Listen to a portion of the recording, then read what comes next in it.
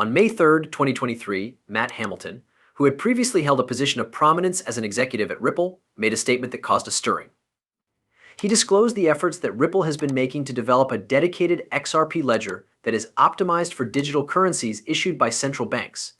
Hamilton provided some information regarding cryptocurrency companies who are now working on improving a private variant of the XRP ledger for those digital currencies that are backed by the state. His views carried a lot of weight because he had previously served as the head of developer relations at Ripple, but questions were raised. On this covert ledger, did the value of XRP correspond to what the general public believed it to be? Alternatively, was it something completely different? One of the most well-known venture capital firms, Black Swan Capitalists, asserted that they had perused this exclusive ledger. They also shared photos displaying the astronomical price of XRP on this elusive site, which was $327,000, which sparked a firestorm of rumors. Greetings and thank you for visiting Moneyside, your one-stop shop for anything and anything pertaining to XRP. In the event that you are new to this site, be sure to click the subscribe button and ring the bell in order to receive the most recent information regarding all of our XRP discussions. Having fun with my content? Show your appreciation by giving that thumbs up, and feel free to share your thoughts in the comments section below. As a result of this discovery, a raging debate ensued on the true price of XRP on this private version, as well as the mere existence of the ledger itself. On the other hand, this is when things start to get complicated. Recently, we were fortunate enough to come across a podcast segment that made reference to the Republic of Palau. Is it important to know this? It is essential to take note of the collaboration that Ripple and the Republic of Palau have already created, particularly when the two entities were the driving force behind the development of the world's first stablecoin trial that was built on the XRP ledger.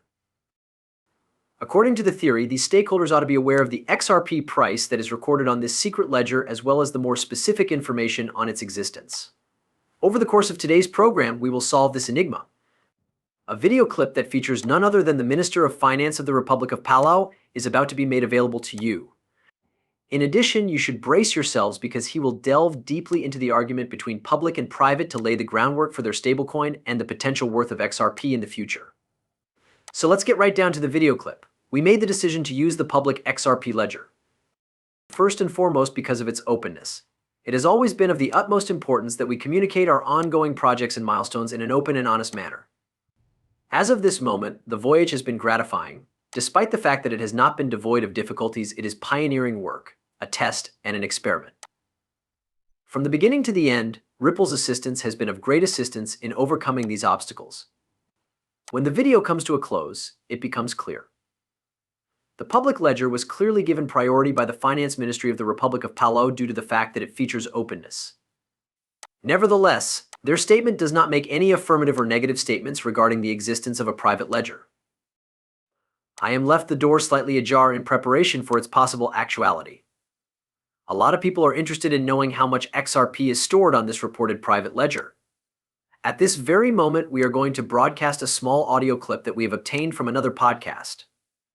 On this covert site, this will shine light on the speculative price of XRP, which is now being traded. The possibility of the public and private ledgers coming together is an idea that is gaining traction and is currently being discussed. Should this be true, it would allow for the consolidation of their prices, resulting in an average. However, this is still a matter of speculation because there is no concrete evidence to support it. David Short, who is popularly known as Ripple's Chief Technology Officer, appeared during the course of these conversations. Let's investigate the price that is expected to be displayed on the private ledger for XRP. Although it is not a definitive statement, it does offer an insight into the possible price that the private ledger could assign to XRP. The existence of a secret ledger is something that I have mentioned in the past, and I will emphasize it once again because of the intricacy of the situation. This is not something that was just conjured up out of thin air. This was something that I personally saw on a video that was uploaded to YouTube and broadcast live from Japan. In addition, the presence of a public ledger is demonstrated by the 5-minute video clip that was presented. What is the true difficulty now? The XRP private ledger and the public ledger both contain notes. How do they differentiate between the two? There is no possible way to emphasize how difficult this undertaking is. For all of these specifics, let us not lose sight of the main point I am trying to make. I sincerely believe that there will come a day when the lines between public and private ledgers will become blurry, that they will merge into one. On the horizon, there will be a convergence. However, before we can see that day, we need regulations that are both strong and unambiguous. Consequently, this eliminates any possibility of confusion in the event that they finally work together. That they are still in the experimental phase with their private ledger is what I have gathered from my observations. Adding a huge new dimension to this story is the Bank of Japan, which is now being discussed. Also known by the acronym SBI. Recently, they made public their plan to engage in the business of lending XRP. It is not a trivial subject at all. A clear indication that key companies in the financial industry have taken a great interest in XRP is provided by this signal. With the introduction of this brand new loan service, the bank is putting more emphasis on its objective of utilizing XRP for institutional transactions. In addition, this raises the question of why Japan would engage in XRP loans if they did not believe that the cryptocurrency would play a significant role in the future. When you take into consideration the strategic move that the Bank of Japan has made, the position that I am expressing becomes extremely convincing. Following the completion of a large number of tests and the determination of the appetites of both individuals and institutions for XRP, they are now considering lending it. It is not merely a practice of lending money. The banking industry is employing this tactic as a strategic maneuver to capitalize on the growing popularity of Bitcoin. The speculative value of XRP is not the only thing that makes it useful. It has the potential to be a useful tool for conducting international business transactions on a vast scale, both for retail customers and for business-to-business operations. Currently, we are observing a tremendous shift in paradigm. The holdings of XRP by financial institutions are not limited to. The integration of it into functional utility projects is being done in order to capitalize on its potential for facilitating smooth payments across international borders and transfers inside institutions. Neither is this a one-time phenomenon that is unique to Japan. International banking behemoths are coming together. One such example is the official cooperation that Ripple and MasterCard have worked together to establish. There is more to MasterCard than just a card company. In the realm of payment processing, it is a giant that possesses an extensive network of subsidiary firms. Ripple is not only communicating with MasterCard's core arm through this relationship, it is also engaging with. However, it also includes its several subsidiaries, such as Fluency, Consensys, Yisak Davrith, and a great number of others that are not even included here. Rather than only being an endorsement, their collaboration is more than that. This highlights the liquidity as well as the potential size. There is a substantial amount of talk that is not without foundation, which suggests that MasterCard's partnership with Ripple had a single strategic goal in mind, which was to use Ripple as a key payment channel from the very beginning. Allow me to be clear.